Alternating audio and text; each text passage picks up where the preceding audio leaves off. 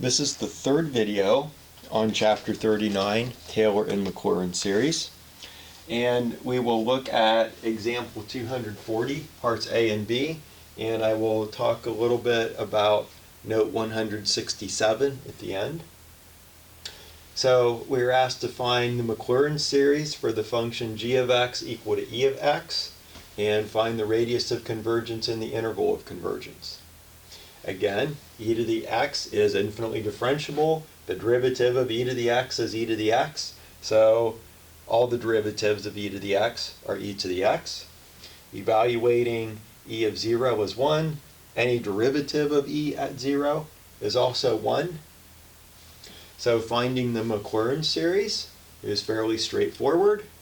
So have 1 plus x to the 1 over 1 factorial plus x squared over 2 factorial plus x cubed over 3 factorial, plus x to the 4th over 4 factorial, etc., etc. And so our series is n equals 0 to infinity of x to the n divided by n factorial. And now we want to find the radius of convergence in the interval of convergence. So we perform the ratio test.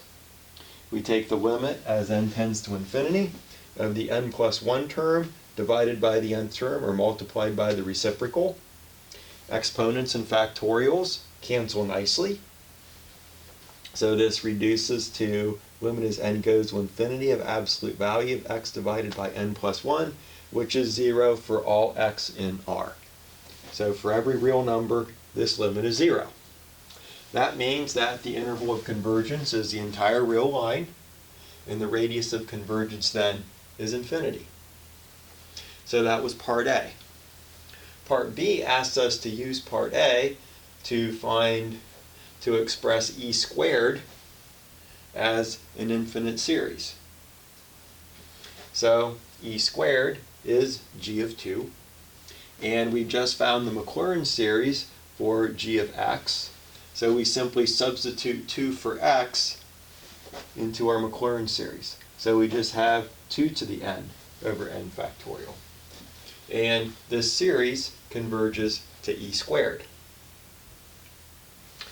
Now recall when we were looking at sequences, even before we had defined series, we looked at the sequence whose terms looked like this.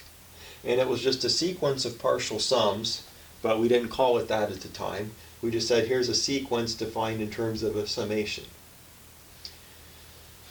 And we proved that that converged, because it's an increasing sequence that's bounded above.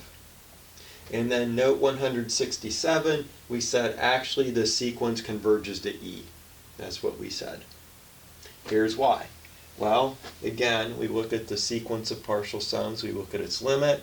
This is actually just this series, but the series n equals 0 to infinity of 1 over n factorial, we can write that as 1 to the n, just to make it look like what we have right here. So we have 1 to the n over n factorial. That converges to e to the 1, which is, of course, e.